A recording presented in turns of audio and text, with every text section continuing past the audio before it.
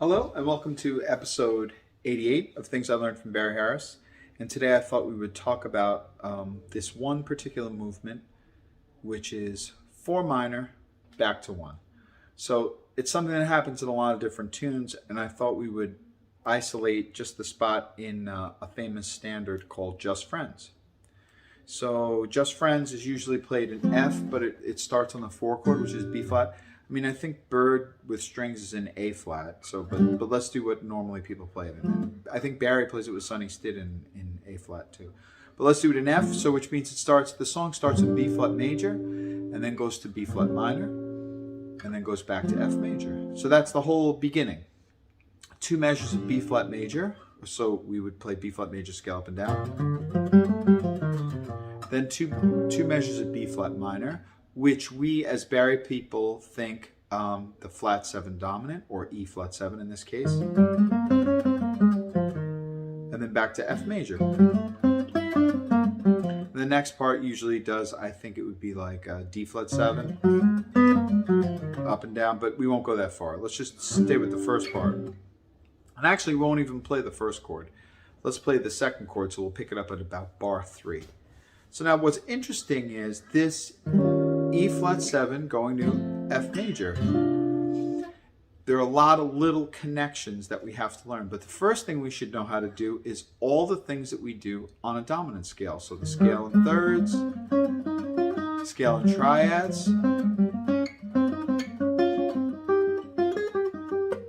the scale in chords, and all these are going to work.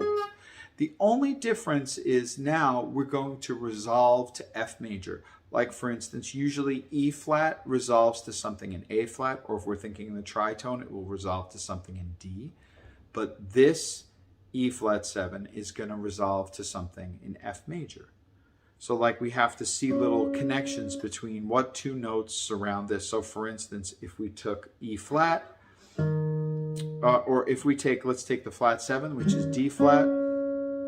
The flat 7 is the note closest to it for F major would be the 5th of the F. So like for instance, if we wanted to do a run starting any place and then ending up on this note, so there's one. So I just put in 2 half steps starting from the 3.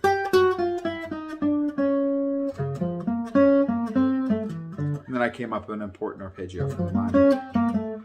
So the point of this though is to show you that everything you practice for E flat 7, yes, it should be done to resolve to A flat, but this also can be done to resolve to F major, which is really beautiful. But this goes back to playing with the family. So the family are these 4 dominants: E flat 7, C7, F sharp 7, and A7. All those are the family. So Barry always has us try to play with family first. So that E flat 7 is an important one because it's part of this family of those 4 dominants. And coincidentally, that's where you come up with, if you think about it, those 4 family members, the E flat 7, the C, the F sharp, and the A make up a diminished themselves. So if you think about it, those 4 notes make up a diminished. And those actually originate from, let's say, if we said E diminished. If we took E diminished and we lowered a note a half step, you're going to find all 4 of those dominants. So E diminished lower 1 note, you got E flat 7. E diminished lower the next note, you got A7. E diminished lower the next note, you got C7. E diminished lower the next note, you have G flat 7 or F sharp 7. So when you do that, then you also have this scale, which is the diminished scale that Barry doesn't like when you call it half step, whole step, because he thinks that that's not where it comes from. You have to describe where it comes from. And half step, whole step is just describing the degrees. So anyway, back to the E flat 7. So we have to learn how to do things on E flat 7. So E flat 7, one of the things we do is a chord up. Maybe let's try that one, which is a chord up from the 5th. And then maybe we'll end on the major 7. So let's see, 1, 2, 3, 4, 2, 2, 3, 4, 2, 3.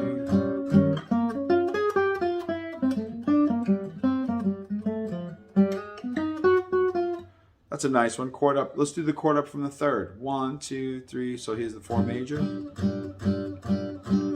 Here's the 4 minor.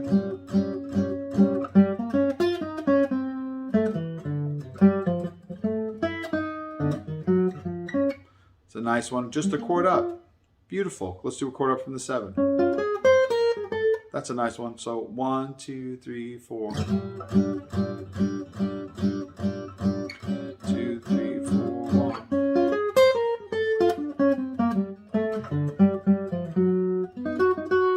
That's a nice one too. So that's just chords up. What if we do some half-step rules? So let's start to create lines using some of the half-step rules or pivots. So let's start on the E flat. Let's run up to the 4th. That's a nice one, and then we'll pivot. So we'll start on the tonic of the E flat 7. We'll run up to the 4th. Put in 1 half step on the way back, which would be between tonic and flat 7, and we'll do a pivot. So now we say, let's see.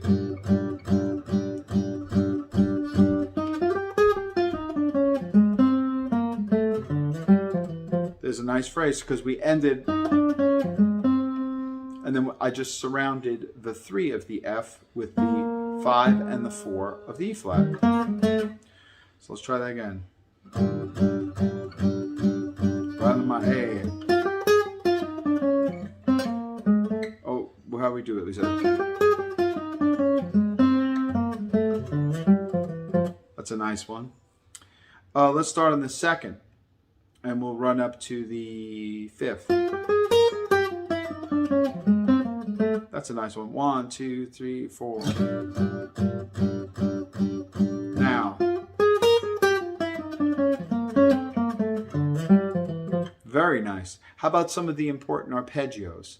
So the important arpeggios on the dominant or on the root. That's a nice one. So let's do that one. The important arpeggio on the root. So let's try that one. 1, 2, 3, 4.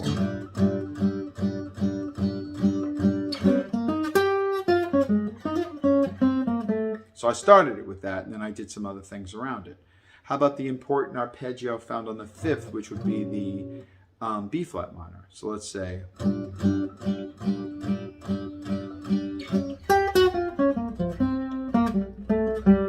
That time I came down the important arpeggio from the 5th, but starting from its 5th. So I said, but I put a half step. That's a nice one. So.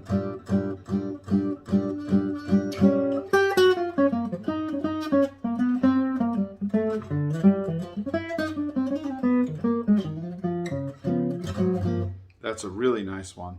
How about if we do the important arpeggio? We'll do it from the, I guess, let's try it from the root of the important arpeggio from the 5th. So we'll try it from B flat. Let's come down to B flat.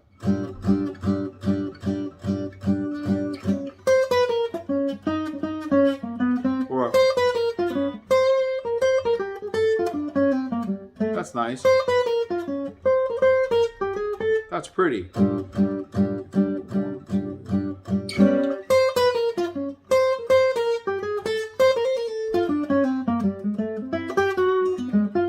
That's a really nice one.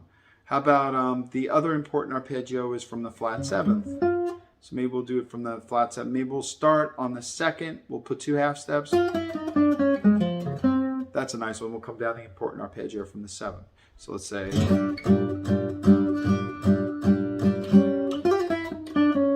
Oh wait, 1, 2, 3.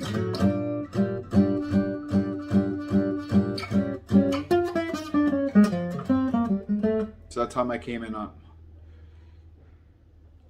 the 3rd beat. So 1, 2, 3, 4, 1.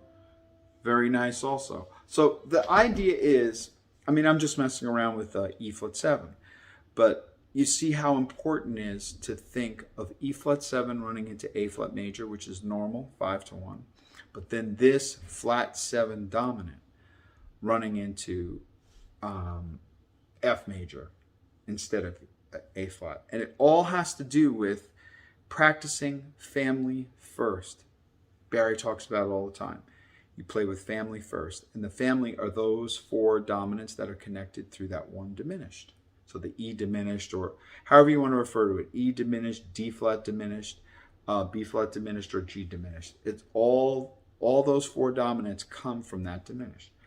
Now, another thing that I think Barry used to talk about, see, because Barry likes this, if you think about E flat 7, then you think about this note, which is the 4th, which he likes. But then he said, Franz Elson, who is the piano player from Holland, who is the professor at the conservatory, who's responsible for all those Barry Harris videos going up. And Franz was the one who was responsible for having Barry go to Holland in the first place. He liked to play the major 7. So in other words, he would like to play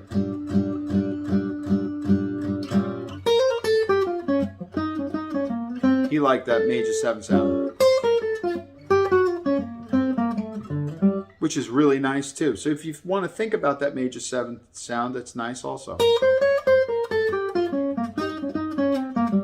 Very pretty sound.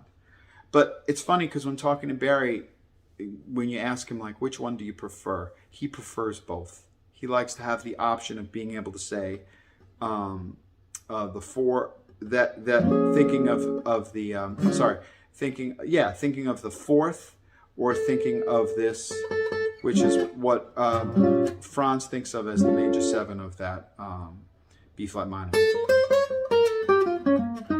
That's a pretty sound too. I mean, there's nothing wrong with thinking of it that way. But and you can also think of it as B flat minor 6.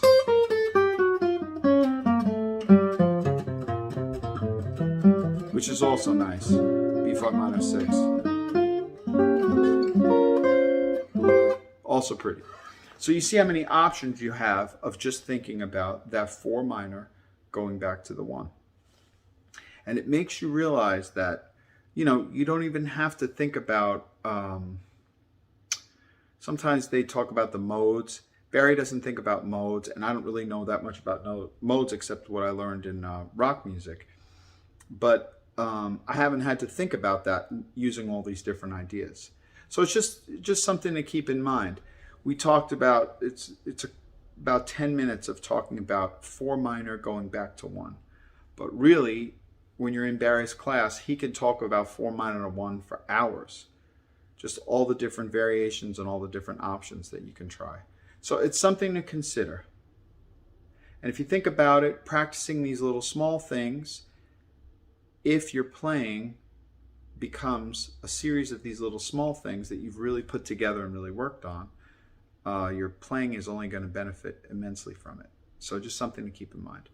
Anyway, until the next time, have fun practicing your 4 minor. Thanks.